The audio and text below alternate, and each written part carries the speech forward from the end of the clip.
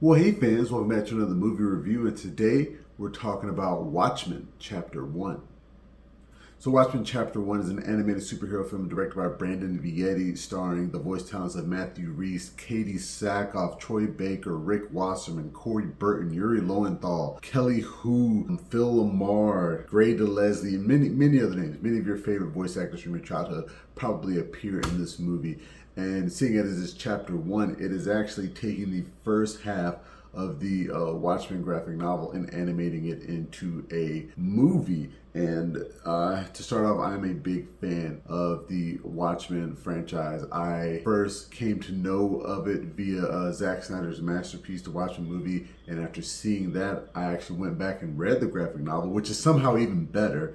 It is amazing. I do understand it is really hard to adapt that into a film without changing things. I do like what Zack Snyder did and the changes that he made, and still pretty much stayed true to what that story was. You got Damon Lindelof's his HBO TV series, which was like a follow-up to the comic, was damn near perfect. It was amazing, and I was excited to see what Warner Bros. Was going to do with, an animated version of this film. And first off, I'd like to thank Warner Bros. For sending me a 4K copy of the film. It was an interesting choice, to say the least. Now, first, I think that an animated version of Watchmen is probably like the best way to go if you want to like tell this entire story and save money.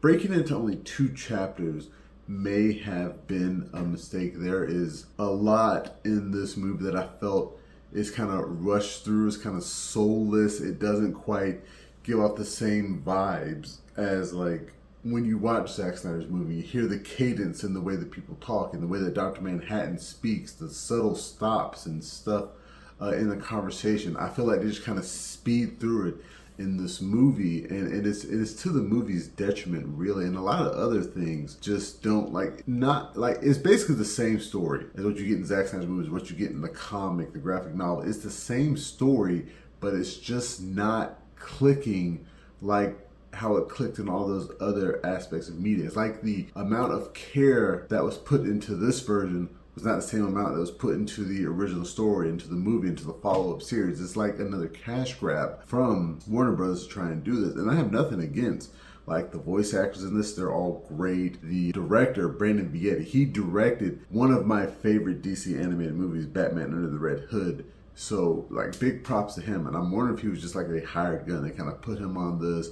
And it's like Warner Brothers really trying to churn out content. It's really something like David Zaslav been doing lately. It gives off similar vibes to the Crisis on Infinite Earths trilogy that I just reviewed. You can go check that out on the channel. It seems very similar to something like that. They're trying to see what they have in the bucket that they can put out. And the animation it's not bad. They do mostly a good job with the lighting and the way it looks, but the style of animation is very similar to the What If series on Disney Plus from Marvel. It is very similar to that, although the characters feel more stiff than they do in that series. It's like they're just kind of blocky the way they're moving on screen. I don't think that they're allowed to emote more. And I did praise the voice actors in this movie, although some of them are clearly paling in comparison to what like Zack Snyder did. Basically like Titus Welliver, who I really enjoy.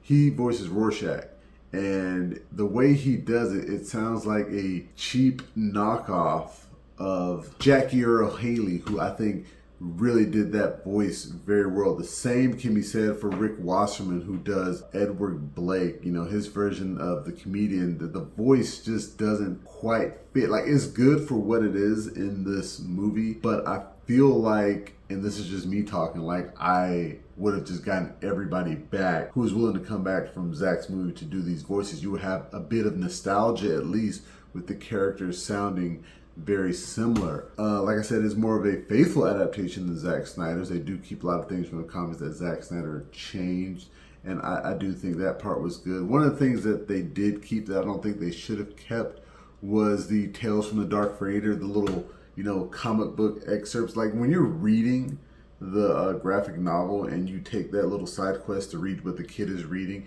it makes sense there. And I understand why it was cut from Zack Snyder's film. But if you watch like his ultimate cut, they have like an animated version of that in there. And I still think that's his own thing. Matter of fact, that they could have taken the Tales from the Black Freighter and made an animated movie out of that, like just a newer version of that. And that would have been a good thing to do. But like I said, it's just the film, it just feels like Warner Bros. Is packaging up something that they own, they can put out to make a little bit of money off of. Because in watching it, it just almost feels like a cheap knockoff. Like the things I missed, the score is very minimal. I really missed the big bombastic score that you've seen in the Watchmen TV series and Zack Snyder's film. The needle drops, I did not realize how important they were to watching this story being told visually. The needle drops that Zack Snyder put in his movie, when people are meeting, when conversations started, when locations changed that reflect the era, the time that this story is set in, it really enhances it for me. So when I am watching the animated version and in my head I'm waiting for that needle drop and it doesn't come, it's a bit disappointing. Am I interested in seeing what they do with Chapter 2? I am interested. I'm pretty sure I know exactly what I'm going to get. It's just going to be basically the same. I don't think they're going to change any voice actors. I don't think they're going to change the animation style. And yeah, I mean, it's Watchmen. I'm going to get it and I'm going to watch it and I'm just going to see what they do. So in terms of a score, Watchmen Chapter 1 for me, I'm going to give it a solid 5.5 out of 10. It's neither here nor there. If you like Watchmen, check it out to see it in a different medium. But otherwise, you know, just watch Zack Snyder's movie. And I will say this, the Watchmen comic is very dark, it is very graphic. It is something that is meant for a more mature audience, mainly for adults. They do kind of edit this in a way that, I'm not gonna say young kids can get away with watching it, but it's not, it just didn't come across as dark. Like Dr. Manhattan, that character, for instance, he's completely naked. But in this show, like his penis just looks like a U. It's not like very detailed. And, you know, the attack on Silk Spectre 1, like that scene didn't even play as dark as it did in the live action movie. You know, stuff like that. You can get, animation kind of has that effect when serious stuff is taken and put in a cartoon format. It just comes across a little bit lighter. I want to thank you guys again for joining me for this movie review. You can watch the full review on YouTube and the website, flipfrogllc.com/flicksfrog. You can find us on Facebook, Instagram, Twitter, and Reddit. And please, pretty please, make sure that you like, share, and subscribe. And until next time, I'll be seeing you.